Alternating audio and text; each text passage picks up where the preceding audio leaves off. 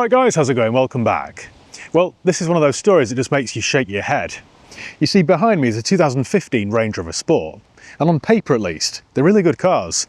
They look good, they're very capable off-road, they're very practical, and this one being a hybrid is very economical too.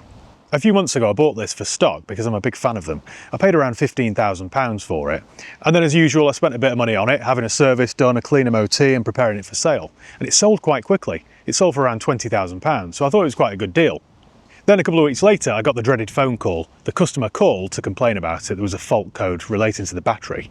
So I asked him to bring it down to my mechanic, we lent him a courtesy car, and then I left it in the capable hands of my mechanic. Initially the car was just completely dead, so I assumed, I kind of hoped, that it was the 12-volt battery. It was right when we had a cold snap. The temperature dropped to about -5 and everywhere was covered in snow, so I just assumed, like many of the cars in the forecourt, the 12-volt battery had just died. My mechanic put a new 12-volt battery on it, which was quite expensive. It was a couple of £100, and it seemed to be okay. They did a quick road test with it and everything was working, so we handed it back to the customer, and that was it. For about a week. Then the customer called again to say the exact same thing had happened. So I thought, right, there's obviously a bigger issue here. So we got it back down to my mechanics, and my mechanic diagnosed it as needing some sort of battery module, so it had one of those as well.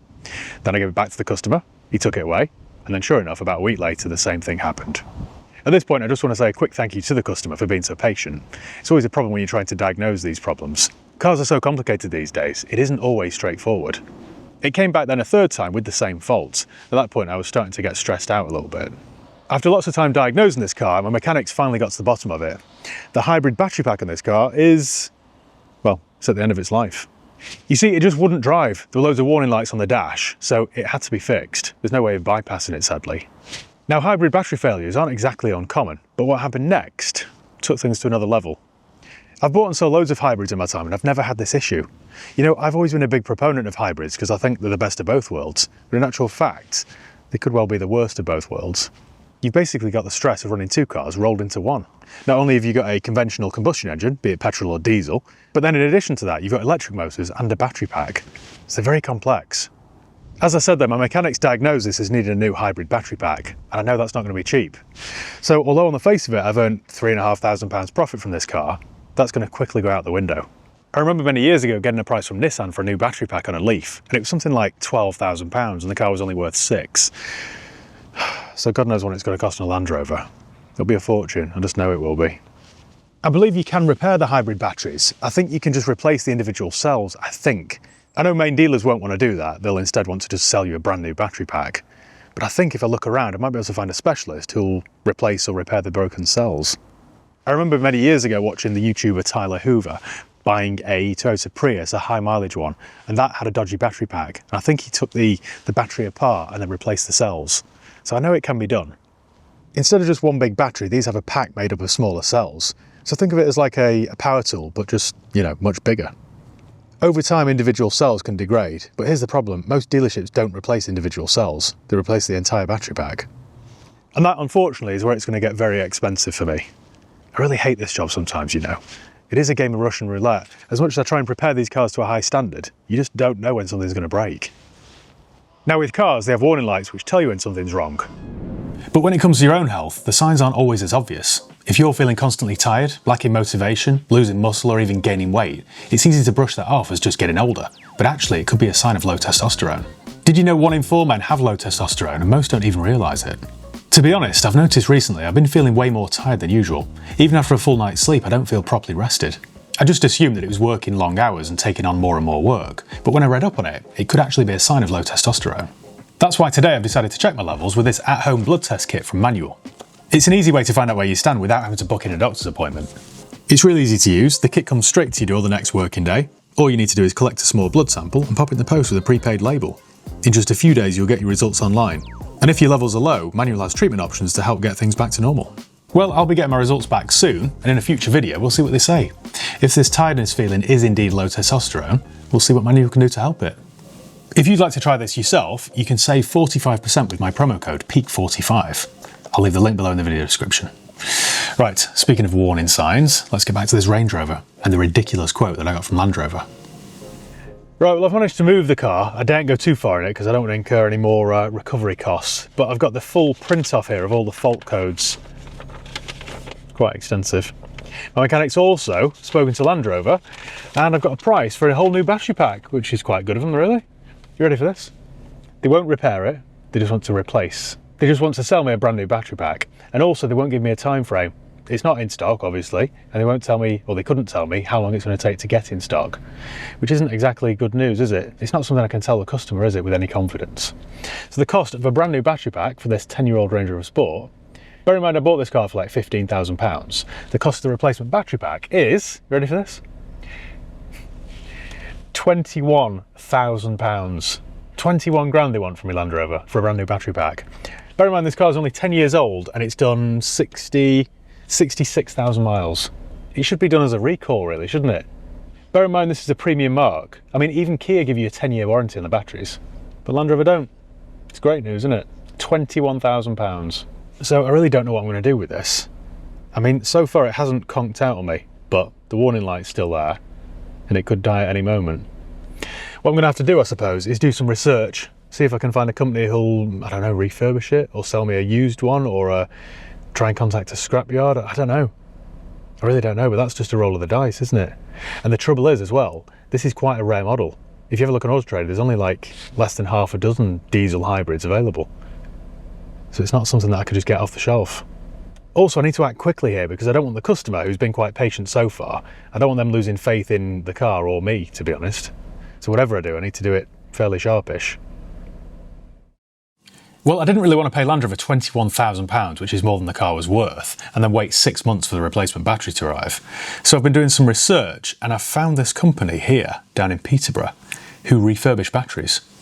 They seem to be very good at what they do, actually. So the company's called Bossway, and they do campervan conversions primarily, but they also do hybrid repairs.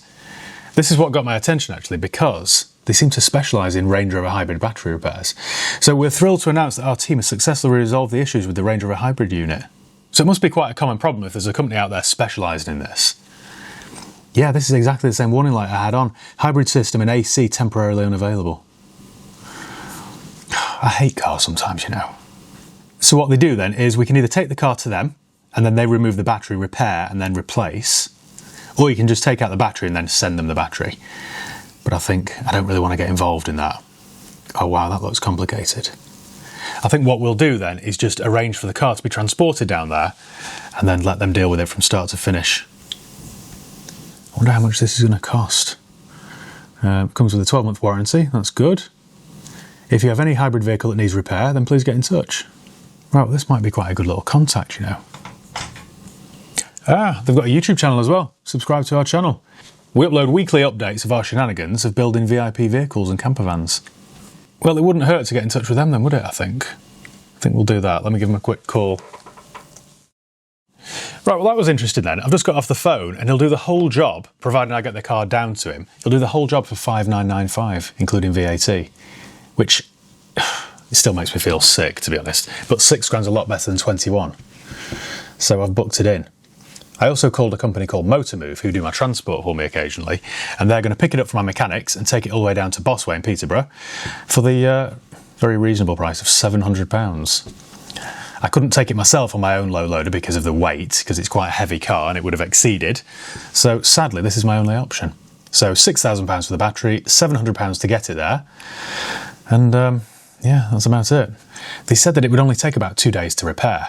So I'll have to call the customer now and just explain what's happening. I mean, it'll come with a 12-month warranty, so that's a bit of peace of mind anyway. I just hope that everyone's happy, really. Apart from me, obviously. A couple of days later, my brother and Jono went down to collect it, and they had a quick chat with the owner, Glenn. Hi, I'm Glenn from Bossway, and we worked on Matt's Range Rover here, and it had a fault with the hybrid battery. What we've done is taken the hybrid battery out. We've changed all the modules in on top of all the cells in here, along with the battery energy control module, and then put it all back, and now it's all running fine. The issues with what we find with some of these Range Rovers is that when the hybrid battery fails, the 12-volt battery in the back doesn't get charged, so you end up being able to drive the car for sort of 10, 15, 20 minutes, and then all the modules start sort of closing down. So once we've repaired the hybrid battery, they have new 12-volt batteries in the back as well, and then it all just charges fine as if it's basically as new. And then we put a 12-month warranty on our battery for that, and now it can be sold or given back to the customer. Basically, everything fails, right? So if you had an engine that had seized, it wouldn't be uncommon because we're all used to having, ice cars. But actually, once these cars get to 10, 15 years old, things fail. So circuit boards can fail, etc., which is what's happened on a lot of these. It's not always, but it can be sort of sometimes lack of maintenance, like things like aircon not being gassed right, someone putting a jump pack on the back the wrong way around, because the hybrid battery charges the 12 volt. If they put it on the wrong way around, obviously it's back feeding towards the hybrid battery. And sometimes it's just, electrics fail, like, washing machines fail, TVs fail, electrics in cars fail. You hear about ECUs failing in cars, and it's the same. As the problem is with some hybrid cars, you can still use them, but the hybrid part just stops working.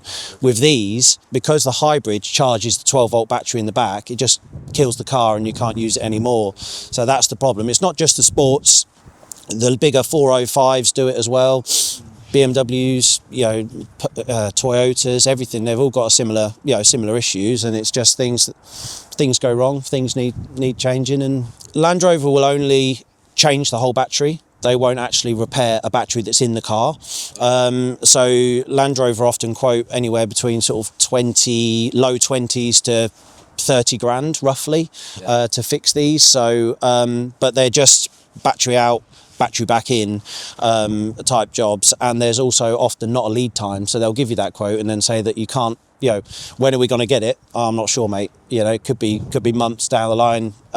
With our cars here, they've been sat for 6 months in Land Rover dealerships with this stalemate of the battery not being available or too expensive to the value of the car. And now we fix them it's still fairly expensive, I guess, but not in comparison to Land Rover, and it doesn't write the car off. Yeah. So it's a good service that I hope that we're offering people, and that we can sort of delve in, check all the cells, check all the voltages on the cells to make sure they're fine, and then change all these circuit boards and get it back on the road. If the car's worth sort of 20 or 20,000 pounds, but they got a quote for 28, like, is it worth fixing? Not really, but again, it's not a scrap car. They're still beautiful cars. So what are they going to do? Until we offer these sort of services, that's all you can do, is just sort of sit and wait, really. But now people can get in touch with us, and we can repair them and hopefully get some of these back on the road. And we're back in the broken Range Rover Sport, and just like that, it's all fixed and ready to give back to the customer. Unfortunately, I'm nearly £7,000 out of pocket. On the bright side, it didn't cost me £21,000, which is what Land Rover wanted, so I suppose I should be somewhat grateful, but still £6,700 with transport. It's made me very wary of buying used hybrids, because I just think this kind of problem is going to happen more and more often. Maybe I've just been lucky up to this point that I haven't been stung, but it has made me very, very wary. In the words of George Michael, once bitten, twice shy. Anyway, yeah, I don't think I'll rush out to buy another hybrid car, to be honest, anytime soon. I was always a big hybrid fan, to be honest, because I thought it was the solution. I thought it was the way forward. But now, not so much. I can't remember, thankfully, another time I've had to spend so much repairing a car. It has happened, Mazda 2.2 Skyactiv diesel engines, BMW engines, things like that. But £6,000 on a battery pack, it's ridiculous, isn't it? This sort of thing should have been covered by Land Rover, but they didn't want to know. And I hate to say this, I hate to point fingers, but I have a sneaky feeling, I have a sneaky suspicion that the previous owner of this knew about it. He had it for sale himself for some time and couldn't successfully sell it. Then when my dad went to go and collect it for me, it was on a trickle charge. When my dad told me that afterwards, I just thought, I wonder if he knew. I hate to think like that, to be honest, but you know what it's like. You know your own car in and out, don't you? Me as a car dealer, I don't. I drive something for a couple of hours and that's it. But your own car, you know all the warning lights and all of its faults. Anyway, such is life, I suppose. That's the way it goes in the business world sometimes. Some people just have you over. Without people like Glenn at Bossway repairing these kinds of cars, many of these cars would just be scrapped. I mean, who in their right mind would spend £21,000 repairing a car that's only worth 15 or 20? Makes no sense, does it? As these hybrid cars get older, this kind of thing will just happen more and more frequently. That's not exactly great for the environment, is it? Scrapping perfectly good cars because of the prohibitive cost of a new battery. It makes no sense, does it? So the whole eco argument for hybrids doesn't really add up. I still maintain that the most eco-friendly thing you can do is keeping your car running as long as you possibly can. You know, you're better off buying an old petrol car, something that's simple to repair, and just keeping that on the road for as long as you possibly can. That's honestly far better for the environment than buying a brand new hybrid or EV. It just is. Yes, they might let out more emissions through the exhaust in the short term, but when you look at the bigger picture, when you look at the overall eco package, it's far better. Far better to keep an older car on the road than buy a brand new one, or buy a complicated hybrid like this. In the case of this, at least I can give it back to the customer with a 12-month warranty on the battery, so that's good. That is some peace of mind. And I mean, it lasted 10 years, I suppose, which is all right, but it's not good enough, is it really? You spend 60-odd thousand pounds on a brand new Range Rover Sport, you'd expect to get more than 10 years out of it. To paraphrase David Cameron, they were the future once, and now I don't think they are. I think this is the kind of trouble, and that's the kind of bill that I'm going to have to face fairly frequently. On that worrying note, thank you once again for watching. Make sure you give the video a thumbs up if you enjoyed it. Make sure you subscribe if you haven't done already. You can follow me on Facebook, Instagram, Twitter and TikTok. I'll leave the links below. Don't forget to check out my other channel, More High Peak. And yeah, cheers guys. I'll see you next time.